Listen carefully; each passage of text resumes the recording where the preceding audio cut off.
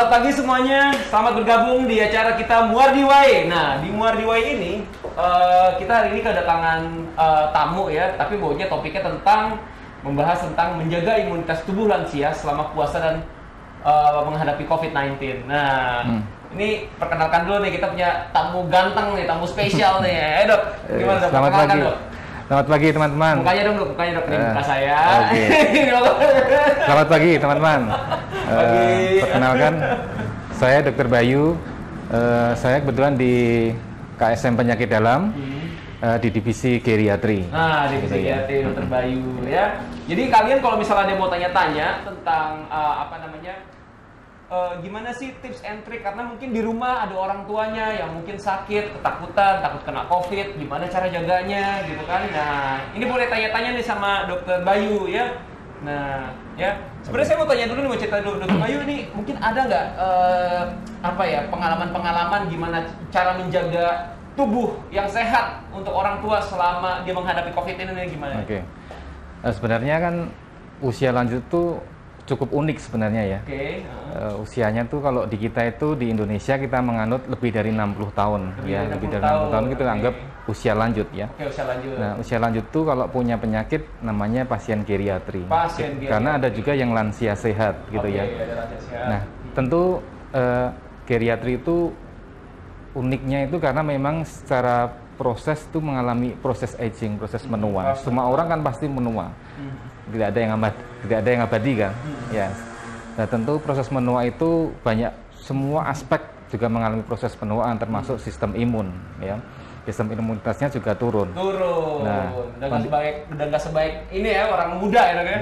Betul. Sehingga kemampuan merespon terhadap penyakit, stres, infeksi itu juga berbeda dengan usia muda. Kemampuan untuk pulih juga berbeda. Nah, sehingga memang di era-era sekarang memang pasien-pasien geriatri nih yang punya, karena salah satu cirinya yang mungkin harus saya sampaikan adalah multipatologi. Dia jadi mesti, masalahnya banyak ya, betul, lebih dari satu tuh. Jadi kalau kita ketemu pasien geriatri harus punya paham curiga, nggak mungkin hanya satu, mesti lebih dari satu. Pasti banyak ya, kemana-mana nih masalahnya, sirkuitnya betul, nyambung semua ya.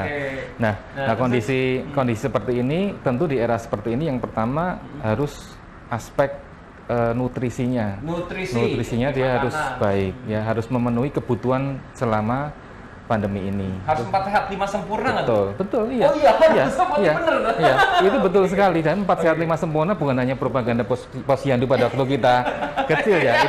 Itu dibawa sampai sekarang ya. Sekarang ya. Pada usia lanjut juga. Yang kedua tentang obat. Nah, ini juga penting ya. Karena memang pasien-pasien usia lanjut yang multipatologi dengan multi penyakit tadi tentu kan konsumsi obat rutin. Ini jangan sampai putus. Jangan sampai putus. Nah, itu harus diupayakan tetap melakukan terapi sesuai rutinnya dia. Ya. Kemudian olahraga. Olahraga itu penting karena aktivitas fisik itu menunjang sistem imun. Gitu. Karena ada pameo bahwa usia lanjut itu semakin tidak gerak maka kondisi akan semakin turun. Gitu. Ya, tapi mungkin ada kiat-kiat olahraga yang khusus ya dok ya, sebenarnya juga mungkin gimana dokter mungkin punya saran gitu olahraga apa gitu dok? Ya, sebenarnya memang usia lanjut itu yang paling disarankan adalah olahraga yang sifatnya aerobik ya. Aerobik. Misalnya jalan cepat, treadmill, sepeda statis, berenang, ya misalnya itu sangat disarankan. Juga olahraga yang sifatnya resistance training ya. Resistance training itu olahraga pembebanan. Kenapa? Memang karena itu tadi terkait proses menua, memang sebenarnya kita tuh tidak menyadari bahwa masa ototnya pasien-pasien usia lanjut itu semakin lama pasti semakin turun. Seiring berjalannya usia. Yang banyak adalah lemaknya. Sehingga harus hati-hati yang namanya kasus-kasus misalnya orang geriatri yang gemuk. Jangan-jangan itu ototnya besar, enggak juga, itu kemungkinan besar adalah lemaknya. Ya, lemaknya yang karena besar. Sebenarnya memang ototnya juga mulai berkurang ya dok. Betul. Ya, survei membuktikan begitu, seiring berjalannya usia maka fungsi ototnya juga turun. Gitu. Oke, baru 3 tuh tadi olahraga. Oke, ada lagi nggak dok? Ya, terus yang kedua, yang berikutnya memang hobi. Karena sangat penting sekali, karena salah satu yang menurunkan sistem imun adalah faktor stres. Oh gitu. Sangat terkait sekali dengan hobi, karena begitu hobi itu Ini Nah, mungkin jangan-jangan nih gawat juga nih dok kalau misalnya tua-tua keladi gimana? Iya, ini hobi tanda tanya nih. Dalam tanda kutip yang positif. Iya, benar-benar tanda kutip Iya. positif ya guys ya. Iya. Bukan di hobi yang kayak begitu. Iya. Oke. Adalah jadi hobi ya dok. Iya. Itu juga meningkatkan apa? Kalau bahagia, happy juga meningkatkan sistem imun soalnya dok ya. Sangat. Oke. Ya. Ada lagi dok selain Dan- itu mungkin selain hobi ada lagi? Kemudian dukungan keluarga yang paling Dukungan penting. support. Ya. Kayak tadi ada yang ngingetin obatnya, Betul. mungkin ngingetin olahraga. Betul, gitu itu kan yang ya. kadang-kadang kita harus push, itu yang paling gampang, yang paling mudah, paling murah yang kita bisa lakukan untuk orang tua kita, untuk tetangga kita yang sudah lanjut usia adalah support. Supporting. Oke ya. Nah guys, jadi gitu ya guys, saya ulang lagi ya. Jadi yang paling penting adalah satu, menjaga makanan. Nah, ini makan yang sehat nih, 4 sehat 5 sempurna ya, Ya, dok ya. betul. Yang kedua adalah olahraga ya dok ya. Olahraga. Olahraga ya. Yang ketiga adalah apa tadi? Bahagia ya? Apa? Hobi. Hobi. Ya. Yang keempat adalah support ya. Ya. Nah, guys, kalau misalnya kalian mau tanya-tanya lagi, ini boleh tanya langsung, ketik di Instagram atau ketik di Facebook ya. Ini soalnya juga kita juga nggak bisa ngelayanin apa namanya semuanya. Ini banyak pertanyaan nih. Ini juga ada yang ada dari Maria Ria dari Yesus Surabaya ya, ada di Facebook ya. Kemudian ada Arstrap Zulkaisi Arfian ya dari Tulang Bawang hadir, halo semua ya. Terus ada Muhammad Hafid Notok hadir ya, dari Madiun nih Mimi Syukri ya. Itu hadir juga. Terus ini ada dari Melati Putih. Oke, Putih Melati Alibaba. Selamat siang dok, Karanganyar via Hongkong. Waduh, nyimak. Oke, Dari selamat Hongkong, bergabung yang di Hongkong. Gila seru nih. Terus ya kalau ada yang mau nanya, kalian boleh ketik-ketik di sini ya. Tapi gini dok, ini sebenarnya kan orang tua ini kadang-kadang pengobatan orang tua zaman sekarang sama pengobatan orang tua zaman dulu itu beda. Mungkin zaman sekarang jadinya orang tua tuh takut untuk ke dokter tuh dok. Akhirnya dia konsumsi apa? Konsumsi jamu-jamuan untuk meningkatkan daya tubuhnya. Itu sebenarnya punya efek samping nggak sih dok? Atau sebenarnya mungkin dianjurkan, cuman mungkin ada caranya atau gimana dok? Oke. Sebenarnya terkait kalau kita bicara COVID nih misalnya ya. Iya, COVID.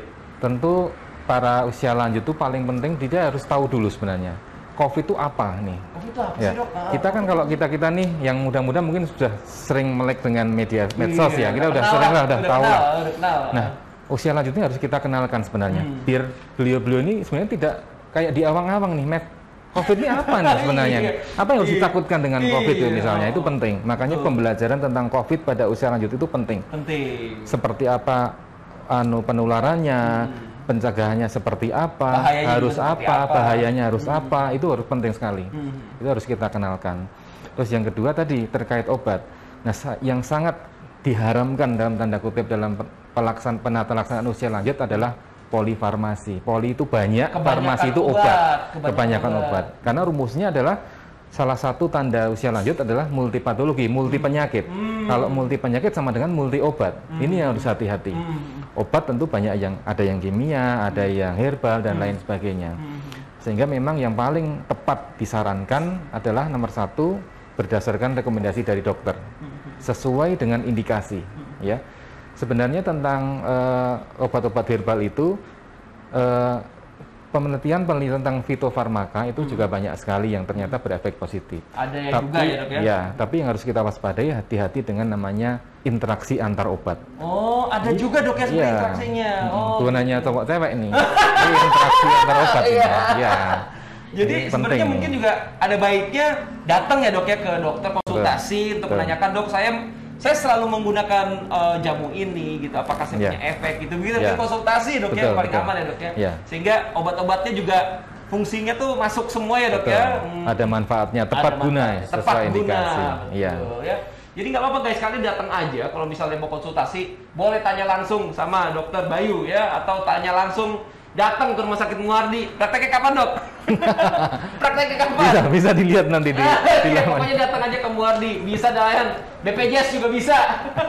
Ya, ini ada pertanyaan nih menarik nih dari Vero Wikamia. Halo Vero Wikamia yang di Instagram. Halo. Ya. Dok, apakah lansia boleh nggak berpuasa dok? Sebenarnya puasa ada nggak pantangan-pantangan? Maksudnya bahayakah berpuasa untuk orang tua dok? Gitu? Baik. Ya. Berpuasa itu sebenarnya sangat baik sekali pada usia lanjut. Kenapa? Karena pada saat orang tua berpuasa, tapi dalam tanda kutip orang tuanya itu harus jelas dulu statusnya, apakah dia mengalami penyakit akut atau tidak. Bagaimana dengan kondisi sekarang ini, apakah ada kontraindikasi atau halangan larangan untuk berpuasa atau tidak. Kalau lansianya dalam kondisi yang stabil, sehat, malah dipersilakan untuk berpuasa, karena dengan berpuasa itu akan meningkatkan sistem, kalau kita istilahnya sistem repair organ yang rusak, repair sel yang rusak. Iya, sebenarnya itu. Dia akan menurunkan trigliserid, dia akan meningkatkan HDL, dia akan meningkatkan sistem imun. Nanti larinya tetap akan ke sistem imun. Dan memang penelitian pembahasan tentang, kita sebutnya kalau di jurnal itu intermittent fasting. Ya, intermittent fasting itu yang dimaksud adalah puasa Ramadan ini atau puasa Senin Kamis, itu ternyata dibahas ternyata. Jadi nggak puasa full gitu ya? Iya, itu ternyata kalau puasa nanti ada batalnya gitu ya, dan 1 hari. Ya, kalau misalnya orang itu ternyata dengan diabetes yang tidak terkontrol, nah itu jelas tidak boleh. Kemudian orang itu dengan misalnya resiko hipoglikemi sering, itu juga tidak boleh. Orang itu dengan penggunaan multiple insulin misalnya, itu juga harus hati-hati. Jadi kalau ada masalah gulanya terlalu rendah, nggak boleh dok ya? Betul. Belum lagi dengan misalnya orang itu misalnya mengalami gangguan ginjal misalnya. Gangguan ginjal. Itu akan bermasalah. Gangguan ginjal juga bermasalah. Kalau ini gimana dok? Kalau dia punya sakit mah dok? Sakit mah, apa nggak tips and triknya gitu supaya dia bisa ngelanjutin puasa dok? Karena kan juga orang tua nih dok, takut tuh ya anaknya nih, gimana nih? Sebenarnya memang pembahasan tentang mah ini, kita akan mulai gitu ya. Pembahasan tentang mah ini memang beda antara orang muda dengan orang tua. Oh gitu? Beda. Menarik ya? Coba cerita dikit dok. Karena kalau orang muda itu memang dia lebih ke arah misalnya junk food. Misalnya makan tidak rutin. Misalnya makanan pedas-pedas gitu. Misalnya stres pacarnya misalnya. itu juga memicu kalau orang muda. Itu orang muda. Tapi apakah iya orang tua juga akan mengalami stres pasangan, pacar misalnya, kan enggak gitu. Nah, pada usia tua ini memang sistem usia lanjut itu, proses menua itu akan menyebabkan gangguan pada gastrointestinal. Perutnya akan menjadi sering penuh, pengosongan lambungnya terlambat, sehingga rasanya akan cepat penuh, kenyang terus, sehingga enggak, makanya menjadi, kalau sering-sering kalau kita temukan pada pasien tuh berapa kali Bu kalau makan, kalau dia jujur nih, ya paling 1 dok, paling cepat 2. Itu kadang-kadang bukan karena finansial ekonomi, tapi kira memang dia ada masalah di gastrointestinalnya, rasa penuh. Belum lagi yang kadang-kadang kita. Tapi itu normal nggak sih dok, semua orang tua seperti itu dok? Tidak normal. Tidak normal. Tidak normal. Iya. Oh gitu. Iya. Tentu ya kalau kita sampaikan tadi yang di awal tentang masa otot, kalau asupannya tidak ada, 4 sehat 5 sempurna nggak ada, gimana ototnya mau terbentuk? Benar. Kalau ototnya nggak terbentuk, mesti dia akan malas beraktivitas, turun pasti imunnya. Oh gitu. Gitu misalnya. Jadi sebenarnya ngaruh juga dok. Tapi sebenarnya gimana? Anjuran puasanya di stop dulu kalau misalnya ada orang-orang yang punya gangguan masalah seperti itu dok, atau gimana dok? Baik. Sebenarnya puasa untuk orang-orang mah itu sebenarnya juga disarankan untuk kasus-kasus yang untuk kasus-kasus yang masih ringan atau stabil. Kembali lagi memang melihat individual memang ya. Diperiksa dulu. Baik, ditentukan dulu statusnya dia. Karena kondisi itu akan kembali lagi akan memperbaiki fungsi lambung. Itu ya, sistem imun lambung akan membaik dengan puasa itu sebenarnya itu. Oh gitu ya. Jadi sebenarnya bisa ya dok, nggak apa-apa kalau misalnya baru berpuasa ya. Meskipun ada periksa dulu, datang dulu. Ini harus dilihat dulu ya dok ya. Dilihat dulu ya. Datang aja nih ke Rumah Sakit Muardi, ketemu sama Dokter Bayu. Ya poligeriatri. Sebenarnya hari apa aja ada ya dok ya, setiap hari ada ya dok? Poligeriatri buka setiap hari. Buka setiap hari guys. Jadi kalau misalnya mau tanya-tanya langsung ke Dokter Bayu di Rumah Sakit Muardi, gratis pakai BPJS. Ya mau tanya-tanya aja silakan ya. Nah ini juga kalau mau tanya-tanya dari Facebook nih, mumpung orangnya ada juga boleh tanya di sini. Nah ini mau tanya lagi nih dari Facebook. Mamanya Akbar nih, mamanya Akbar sama mamanya Vina. Waduh. Bok, nih saya penderita GAD ya kan, untuk dan untuk menghindari stres, dan saya juga menderita diabetes, hipertiroid dan CAD. Ini apa nih pertanyaannya? Gimana dok kalau misalnya untuk menghindarinya, untuk menjaga kesehatan kalau saya ada diabetes, hipertiroid dan CAD, itu gimana tuh dok? Ya. Kembali lagi kalau kita sambungkan si beliaunya Mama Akbar dan Mama Vina, ini mamanya ada berapa berarti? Ya, anaknya ya. Oke. Ya, kalau memang beliau masuk misalnya kita berandai-andai beliau ini memang pasien geriatri, memang inilah ciri multipatologi. Ada GAD, ya stres, kemudian ada hipertiroid, ada CAD, ya itu memang satu rangkaian memang. Nah, yang harus kita lakukan sebenarnya adalah controlling underlying disease. Jadi penyakit-penyakit dasar itu harus kita kontrol. Diabetes harus terkontrol, hipertiroid harus terkontrol, CAD harus terkontrol. Faktor risikonya apa? Itu harus diperbaiki. Nah, kalau itu sudah, maka terapi dengan kombinasi dengan terapi stres itu akan hasilnya menjadi lebih baik. Sebenarnya ini memang ciri khas nih pasien-pasien usia geriatri itu ya ini multipatologi gitu. Penyakitnya banyak ya. Ya. Jadi saran saya untuk ini Mama Akbar, Mama Vina ini nomor satu yaitu tadi kontrol penyakit dasar, kontrol diabetes, kontrol hipertiroid, kontrol CAD, lihat faktor risikonya, kendalikan faktor risikonya. Kemudian lihat faktor risiko stresnya.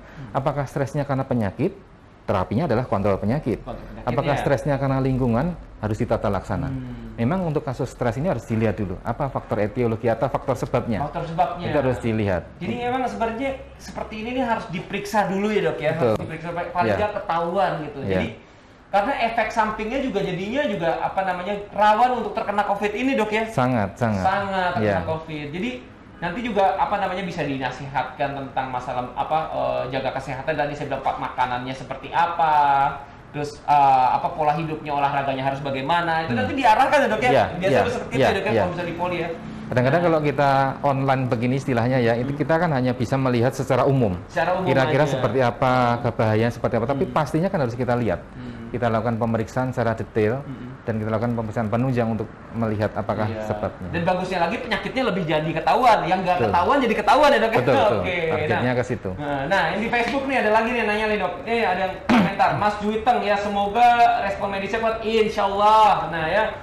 Ada lagi nih Anggita Pratami, dok, ayah saya usia 89 tahun. Nah, awal puasa lalu berkenan untuk puasa, namun setelah 2 minggu saya lihat kok semakin nurun ya kondisinya. Oke, akhirnya kita nggak tega, katanya keluarga nggak tega, meminta beliau untuk stop puasa dan beliau akhirnya mau.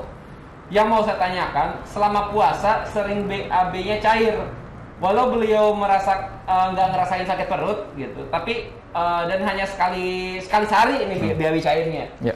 Kira-kira kenapa ya dok? Dan gimana ngatasinnya? Baik. Untuk gangguan pencernaan Mbak Anggita ya, Mbak Anggita Pratami ya. Usia 89 tahun itu sebenarnya hampir sedikit lagi masuk yang namanya kategori very old. Very old itu lebih dari sama dengan 90 tahun. Itu treatmentnya beda lagi tuh dok? Itu sebenarnya lebih ke arah severity-nya. Karena semakin usia semakin bertambah itu tentu kondisi akan semakin turun. Ini rumusnya begitu memang. Nah, untuk bapaknya Mbak Anggita ini memang kita ada problem kondisi semakin turun, kemudian sering BAB cair.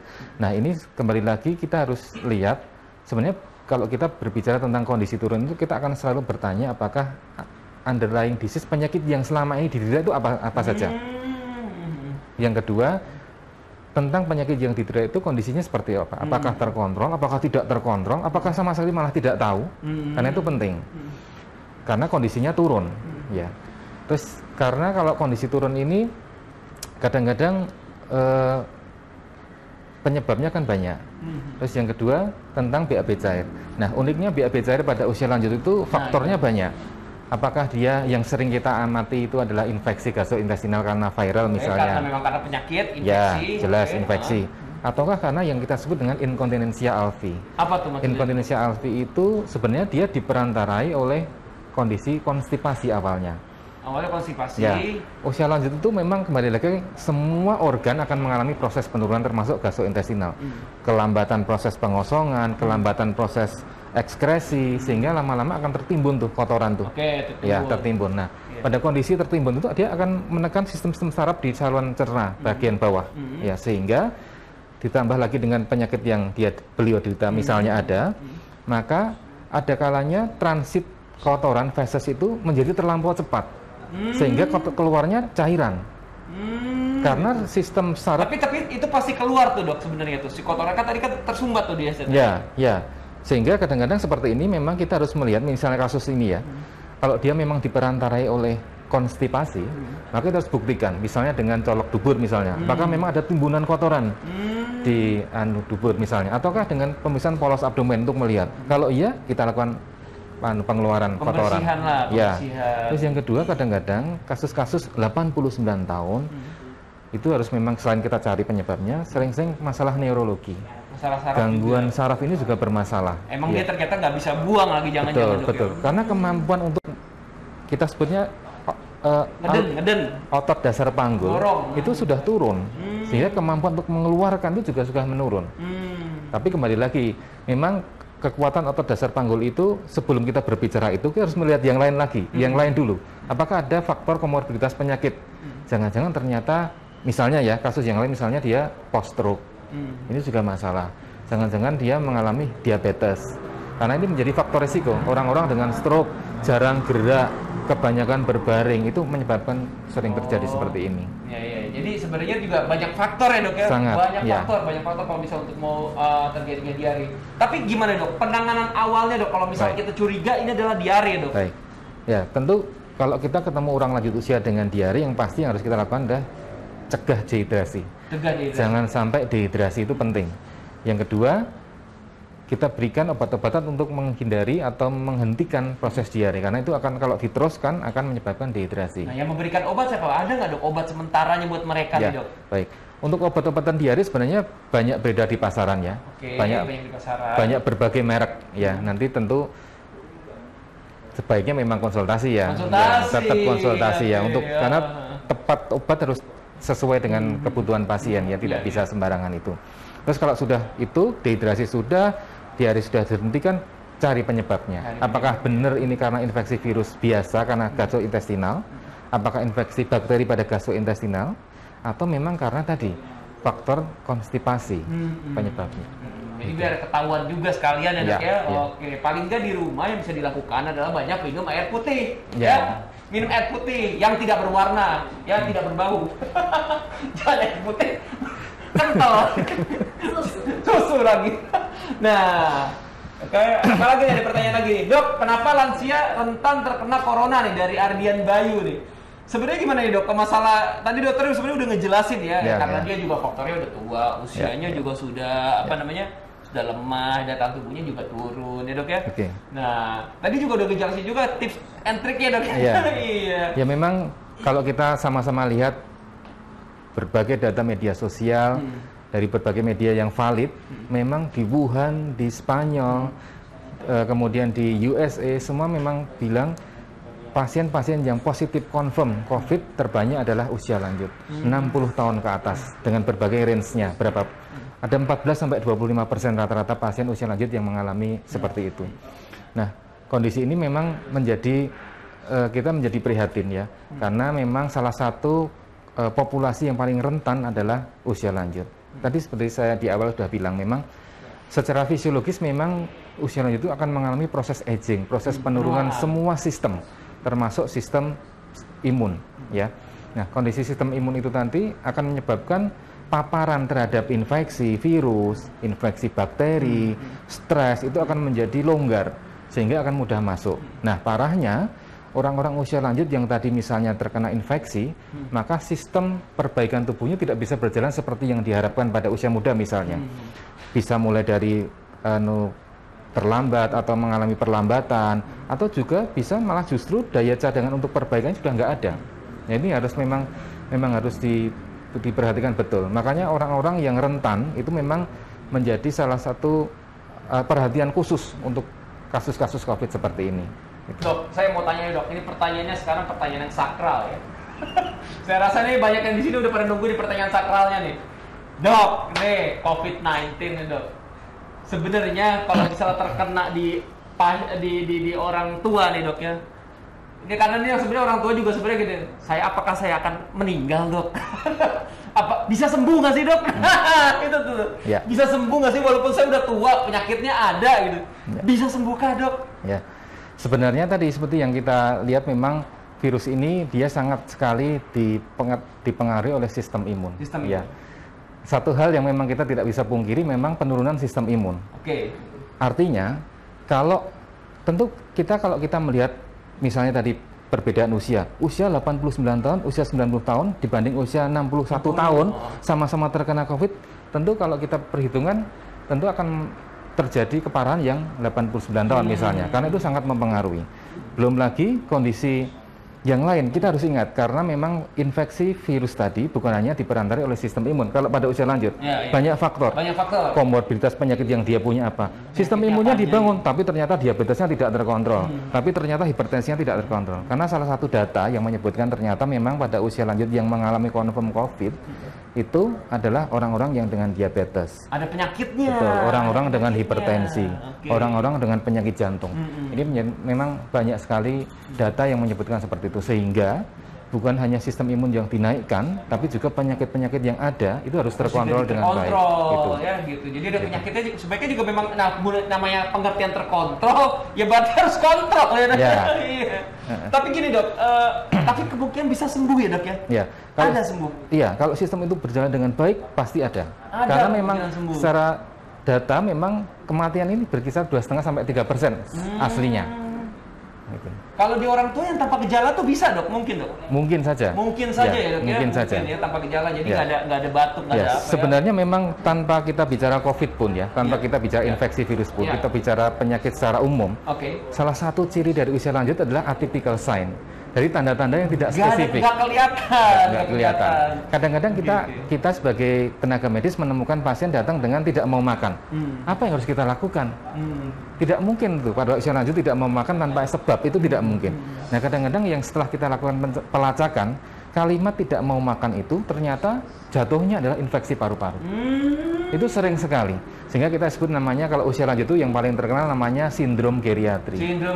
Jadi munculnya datang ke fasilitas kesehatan, itu tidak muncul penyakit tuh. Batuk, pilek nggak muncul, tapi munculnya adalah tidak sadar. Munculnya tidak mau makan dan sebagainya. Gitu. Ya, jadi sebenarnya juga bisa sembuh ya. Yang penting itu tadi, lebih baik kita mencegah sebelum mengobati. Mencegahnya tipsnya udah dikasih tahu nih sama dokter Bayu nih ya. 4 sehat 5 sempurna, makan yang sehat ya, olahraga ya, bahagia, hobi, support. Gitu kan? Udah dikasih tahu semuanya. Ini ada pertanyaan lagi nih dari mana nih? Dari Facebook ya. Dari Vita, selalu bersama Akyu. Selamat pagi Pak Dokter. Selamat pagi. Saya mau bertanya, ibu saya umur 55 tahun, kadang sering ngeluh perutnya, rasanya panas di seluruh perut. Itu kenapa ya dok? Kita rasanya panas di perut itu. Ya, sebenarnya keluhan perut ini keluhan yang paling umum, paling jamak kita temukan. Kadang-kadang kita selalu nomor satu selalu kita anggap itu mah. Kemana-mana mah, sakit perut itu mah. Padahal hampir dikatakan semua masalah di organ perut itu selalu kadang-kadang berwujud seperti mah. Tapi sebenarnya itu tidak. Karena ada banyak faktor. Misalnya seperti ini, misalnya pada kasus perut terasa panas. Itu sebenarnya faktornya banyak. Apakah ada masalah di kandung empedu? Jangan-jangan ada batu empedunya. Apakah memang ada masalah tadi, misalnya kita sebutkan konstipasi. Itu juga perut rasanya begah, panas dan tidak nyaman. Nah, sebenarnya paling jelas untuk menjawab pertanyaannya Vita selalu bersama adalah dengan kontrol. Karena dengan kontrol itu dokter akan bisa melihat sebenarnya keluhan panas itu lebih ke arah mana, sehingga itu akan menentukan terapi yang akan kita berikan ataupun pemeriksaan penunjang yang akan kita sarankan. Apakah perlu USG, apakah perlu laboratorium untuk menunjang penegakan diagnosa. Ya, oke. Ini ada pertanyaan lagi nih, banyak banget yang nanya nih dari Instagram, naikin dikit. Nah, dari Prita Mafafa, dok, gimana mencegah lansia agar nggak terkena Alzheimer? Ini sebenarnya Alzheimer juga sebenarnya penyakit lupa ya dok ya? Ya. Ada nggak sih hubungannya sama COVID dok? Sangat justru. Gitu. Ya. Gimana tuh dok untuk supaya biar nggak terlalu, ya ini sebenarnya bukan bidangnya dok, tapi mungkin dokter menangani juga nggak sih dok? Iya. Sekilas mungkin. Jadi penyakit Alzheimer ini sampai sekarang masih menjadi penyakit momok untuk pada usia lanjut, karena memang terapi yang kita lakukan adalah untuk terapi untuk memperlambat, karena prognosisnya memang tidak terlalu baik untuk kasus-kasus Alzheimer. Tapi memang Alzheimer itu memang harus kita lihat apakah dia murni primer karena gangguan di fungsi otak, ataukah dia memang side effect dari proses penyakit yang sama ini diderita. Itu dulu yang harus dijelaskan. Apakah ibunya Mbak Prita ini memiliki penyakit dasar atau tidak? Kalau memiliki penyakit dasar, bagaimana dengan kondisi statusnya sekarang? Apakah terkontrol atau tidak? Kemudian yang kedua, untuk mencegah lansia terkena Alzheimer misalnya, tentu dengan banyak faktor, misalnya dengan sering-sering berkomunikasi, sering-sering berdiskusi, menonton TV, kemudian mengingat jangan saudara. dibiarin diem intinya Iya, ya, iya. jangan dibiarin diem. Iya, Oh, iya, itu gitu. sangat penting sekali. Oke. Ya, jadi sebenarnya itu ya dok ya. Jadi, kalau takutnya jangan-jangan nanti ntar kalau ini ya karena pikun lupa dilepas masker ngobrol sama orang luar gitu ya. Iya. Salaman pelukan sama Iya. Nah, jadinya begitu juga punya Betul. risiko juga ya justru. Makanya malah. salah satu yang harus diwaspadai, hati-hati pada orang-orang usia lanjut yang kita sudah sepakat ini usia rentan nih, itu harus jaga jarak. Jaga jarak dengan anak atau cucu, karena bisa jadi memang sumbernya dari situ. Oh. Itu harus hati-hati. Support harus ya. Jangan sampai saking ketakutan nggak mau ketemu padahal rumahnya sebelahan misalnya. Tapi malah nggak ada support, malah stres. Iya. Si orang tua malah stres, malah imunnya malah turun, malah bener-bener datang tuh. Itu. Jadi tetap harus datang ya dok ya? Ya, tetap harus kita kan datang. ada cuci tangan. Tetap protokol kesehatannya Protokol dilakukan. kesehatannya, Ya, itu tetap harus iya, dilakukan. Cuci tangan ya, tetap harus ditemenin intinya orang Ya, tuanya ya. ya. Oke, jadi ya jangan terlalu takut, jangan. Takut boleh tapi jangan terlalu takut. Nah, ini ada pertanyaan lagi dari Nanda Ekawati. Pagi, Dok. Pagi. Nah, pada lansia yang rutin mengkonsumsi obat-obatan, kan dia rutin tuh konsumsi obat-obatan, tapi kalau pakai suplemen gimana nih? Misalnya kayak vitamin C dan vitamin E. Ini katanya bener nih untuk komunitas itu baik atau gimana deh, Dok? Baik. Untuk lansia-lansia yang mengkonsumsi suplemen, saya pikir itu boleh baik, karena itu akan memang betul. Dia secara teori memang dia akan menunjang sistem imun. Dia akan memperbaiki sistem imun.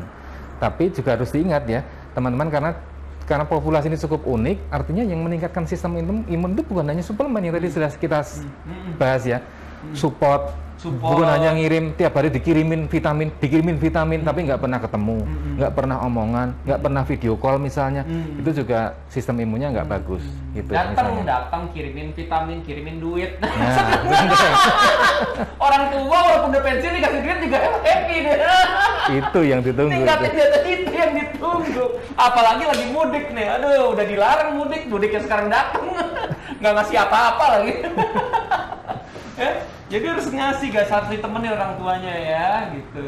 Nah, ini pertanyaan lagi nih dari apa nih? Dari Soekarno. Nah, Soekarno Moka ini orang tua saya usianya 65 tahun dan saya kerja di rumah sakit rujukan COVID meskipun bukan tenaga medis. Apakah saya boleh serumah, Dok? Jadi ada risiko mungkin maksudnya gitu ya, ada risiko. Apakah saya boleh itu tadi ya mungkin dokter jelasin? Ya, tenaga medis tentu kita harus sudah sangat familiar dengan protokol kesehatan, maka itu harus diterapkan. Bukan hanya di rumah sakit, tapi harus juga di rumah. Ya, batasi untuk kontak langsung dengan orang tua. Ya, kalau perlu silahkan mau pola makannya sendiri itu nggak ada masalah. Yang penting tetap protokol kesehatan harus dilakukan. Ya, tentu itu kan tenaga kesehatan kan dia juga bisa melihat apakah dirinya sedang mengalami keluhan atau tidak. Itu juga bisa. Jadi sebenarnya kalau nggak ada keluhan juga ya nggak apa-apa ya datang ya. Tapi nih ya saya takut mudik doang. Imbau jangan mudik. Jangan mudik ya, kalau di situ masih ada saudaranya ya. Mungkin bisa minta tolong saudara di sana ya untuk temenin ya. Tapi kalau misalnya nggak ada ya nggak apa-apa mudik. Tapi kalau ujung-ujungnya harus balik. Tapi ini mohon petunjuk, Dok. Saya mau mudik loh. Ini mungkin Dokter Clevi yang bisa jawab. Dan mau mudik, berarti belum mudik kan? Iya. Kan belum mudik. Jangan mudik. Saya aja nggak mudik. Saya aja nggak mudik. Oke. Halo juga Syampurna Wandika ya, selamat gabung ya. Nah, Dok, ini saya mau tanya dulu, Dok. Tapi dokter mungkin ada saran nggak, Dok, tentang gini, Dok. Ini sekarang lagi juga keren-kerennya nih tentang konsumsi jahe, Dok. Nah, jahe ini katanya bener ya, meningkatkan daya tahan tubuh tuh gimana, Dok? Bagus untuk orang tua atau ada bahayanya nggak bolehnya nggak, Dok, untuk air jahe itu gimana? Baik.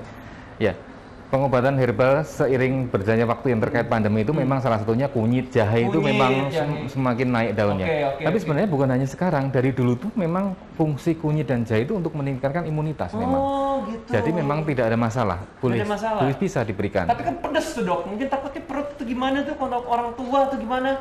Nah, aku mau dikasih gula merah atau misalnya kasih gula merah. Ya. Enak tuh kayak jamu. Jadi sebenarnya nggak apa-apa ya, Dok? Boleh. Nggak apa-apa, boleh aja ya. Kalau mungkin mau gampang lagi permen jahe aja. Aku nggak sanggup. Oke, ya. Ini juga sebenarnya gini juga, Dok. Kadang juga tadi dokter bilang 4 sehat 5 sempurna. Tapi apakah orang tua karena tadi dokter bilang asupan untuk apa ya, dia bilang daya tubuhnya juga udah mulai nggak bagus lagi, penyerapannya juga nggak bagus. Susu dok, ini susu apakah ini nanti takutnya malah bikin mencret dokter, gimana dok? Baik. Nah, kadang-kadang kalau kita misalnya kita hubungkan dengan kasus-kasus asupan yang kurang, nutrisi yang kita bicarakan ya, tentu salah satu suplemen tambahan dari luar yang sangat bermanfaat adalah susu sebenarnya.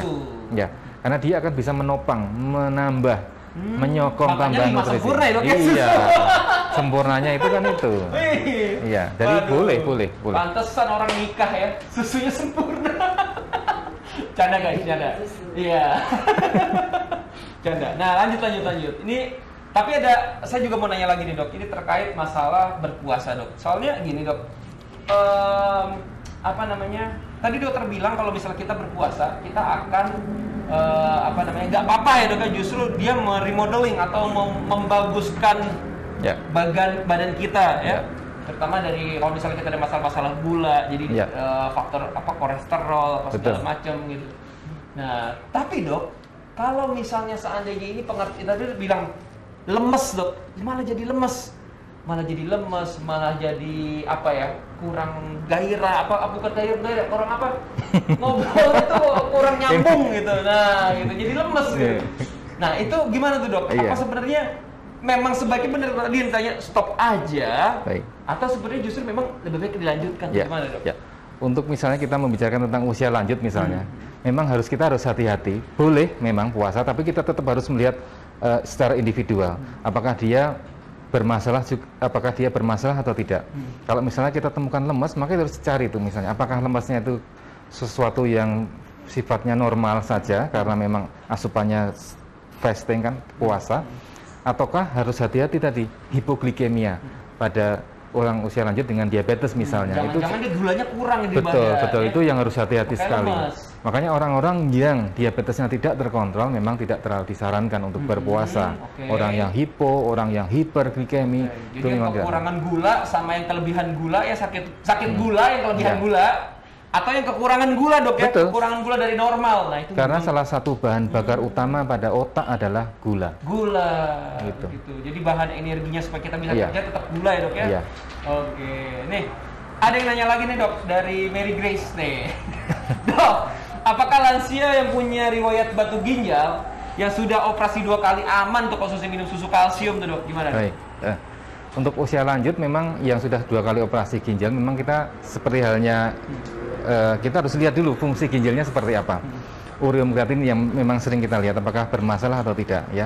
Pada kondisi-kondisi yang aman itu memang tidak ada masalah untuk konsumsi susu kalsium. Tetapi pada kasus-kasus yang sudah mengalami gangguan ginjal tentu ada pemberian susu spesifik terkait fungsi ginjal. Jadi memang kita kembali lagi ke masalah dia. Apakah ginjalnya itu seperti apa? Karena ada kalanya memang diambil batu tapi ginjalnya juga oke-oke saja gitu. Ya. Jadi sebenarnya ada susu khusus ya dok ya sebenarnya. Ada susu khusus lansia. Khusus untuk pasien-pasien yang mengalami gangguan ginjal. Sebenarnya bukan hanya ginjal, gangguan hati, gangguan diabetes itu memang ada spesifik tersendiri. Tadi ya masalahnya banyak ya dok ya. Gitu. Air putih juga punya esensial nggak, penting nggak dok buat yang seperti itu? Iya sangat, karena asupan air itu sangat menunjang proses metabolisme tubuh pada usia lanjut ya. Dehidrasi itu menjadi poin penting. Kegawatan usia lanjut datang ke IGD itu salah satunya karena dehidrasi. Banyak sekali kita temukan seperti itu. Dok, tapi ini penting nih dok, saya mau tanya dok, bagaimana kalau seandainya begini, ini orang tua kan punya risiko COVID ya. Nah, tapi orang tuanya saat ini dia, penyakit orang tua kan banyak ya dok ya, macam-macam. Ada ada kanker, ada misalnya kecelakaan ya, nauzubillah min dzalik, mudah-mudahan sih enggak ya, mudah-mudahan semua sehat di sini ya, alhamdulillah ya. Nah, aman nggak dok kalau seandainya dia dioperasi nih dok? Ada resikonya makin tinggi atau kayak gimana dok? Baik. Karena resiko operasi ini kadang-kadang nih suka jadi bumerang atau gimana dok? Terkena COVID lah apalah gitu. Iya. Tentu usia lanjut secara umum tanpa kita misalnya kita tidak membicarakan pandemi COVID misalnya ya. Tentu ada persiapan perioperatif yang harus kita kerjakan pada usia lanjut terkait faktor resiko yang bisa kita perbaiki, reversible, atau terkait hal-hal yang bisa kita cegah untuk mencegah terjadinya komplikasi terkait pos operasi. Nah, pada kasus-kasus operasi memang sebaiknya memang dipilih kasus-kasus yang emergensi. Kasus-kasus elektif misalnya itu memang harusnya di-planning dengan cara diskusi dengan dokter. Sebaiknya kapan, batas waktunya. Ya. Artinya untuk kasus-kasus yang elektif itu tidak selalu harus dikerjakan sesaat. Tentu ada banyak pertimbangan. Apalagi kalau usia lanjut, sudah elektif, gulanya tapi masih tidak terkontrol, tapi harus sekarang, itu sebenarnya tidak terlalu disarankan. Karena hati-hati sekali pada kasus-kasus usia lanjut yang mengalami operasi itu yang sangat terkenal adalah delirium post operasi.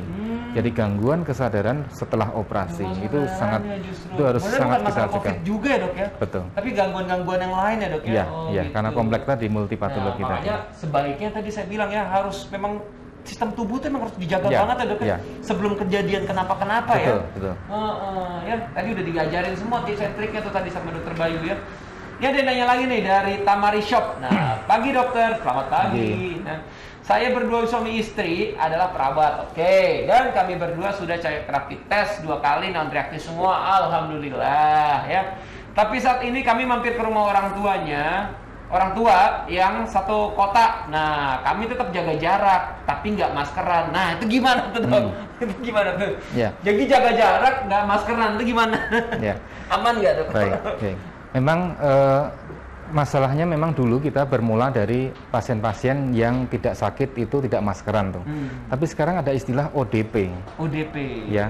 Tanpa gejala. Ya, OTG, orang tanpa gejala. Itu yang kadang-kadang kita tidak tahu. Apalagi kita ini kan tenaga medis, kita terpapar sekali dengan penyakit-penyakit, infeksi yang lain. Kadang-kadang karena sistem imun kita kuat, itu kita jadi OTG itu.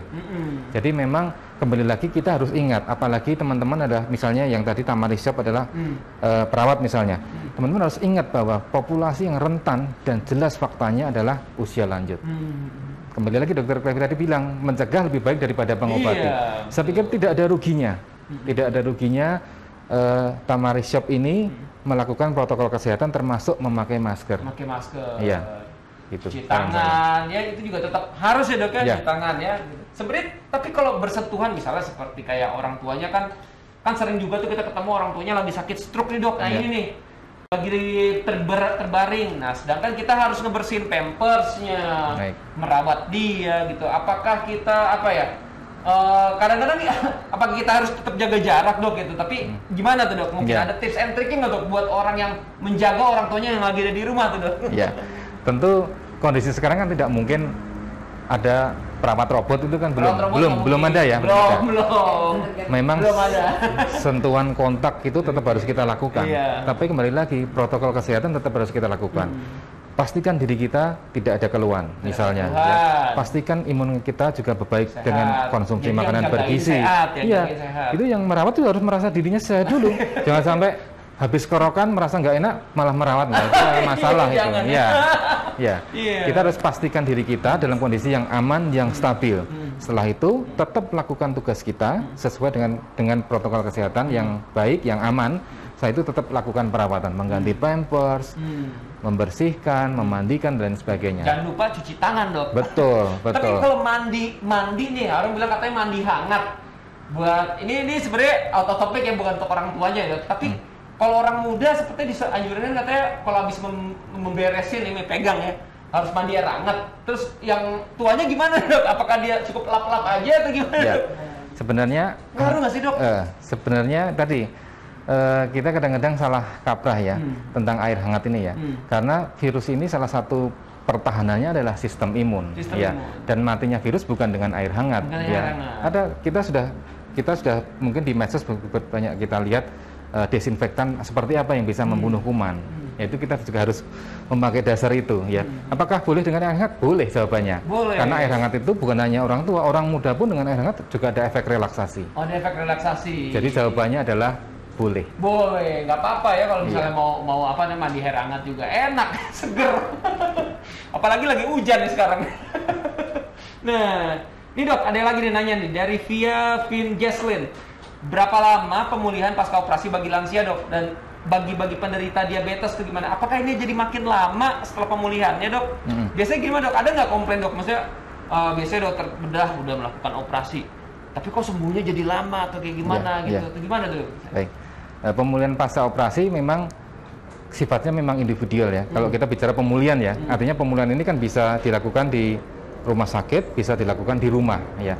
Kembali lagi terutama pada pasien-pasien diabetes dan usia lanjut, salah satu cirinya adalah tadi pemulihannya juga berlangsung agak lama. Jadi yang harus dilakukan adalah nomor satu, pastikan pasca operasinya itu luka bekas operasinya itu dalam kondisi yang baik. Ya, pastikan itu. Yang kedua, nutrisi. Pastikan nutrisi yang masuk kepada pasien pasca operasi itu juga mendapatkan nutrisi yang adekuat, adekuat dan berkualitas. Ya. Nomor tiga, pastikan lakukan mobilisasi bertahap. Karena banyak kasus operasi-operasi lansia, misalnya operasi-operasi fraktur hip misalnya, karena terlambat mobilisasi, dia jatuhnya malah kebalikannya, imobilisasi. Masalahnya imobilisasi itu langsung muncul masalah, dekubitus lah, malnutrisi lah, kontraktur, harus bolak-balik. Ya. Karena mobilisasi itu menjadi salah satu prognosis yang baik. Begitu orang lanjut usia yang mobilisasinya baik, maka biasanya prognosisnya juga akan lebih baik. Itu. Oke, ya ini udah banyak banget nih tadi pertanyaan-pertanyaan tentang masalah penyakit di orang tua ya, baik keadaan-keadaan harus operasi, harus olahraganya bagaimana, ya makanannya harus bagaimana, mencegahnya bagaimana ya. Ya tadi saya bilang lagi, mencegah lebih baik daripada mengobati ya. Jangan sampai kena ya gitu. Ini ada lagi nih, ada yang mau nanya nih.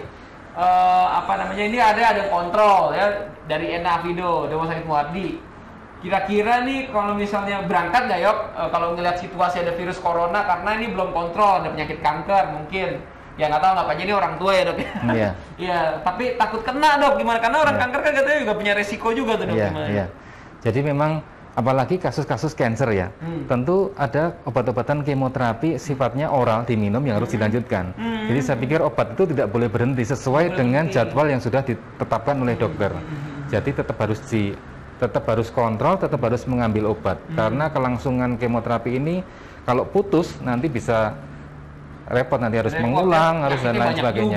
Iya. Jadi ya sama juga sambil berdoa juga ya Dok. Ya, betul. Berdoa semoga tetap selalu sehat ya, dijauhkan dari penyakit ya, dan penyakit yang udah punya sekarang ini sembuh ya insya Allah ya.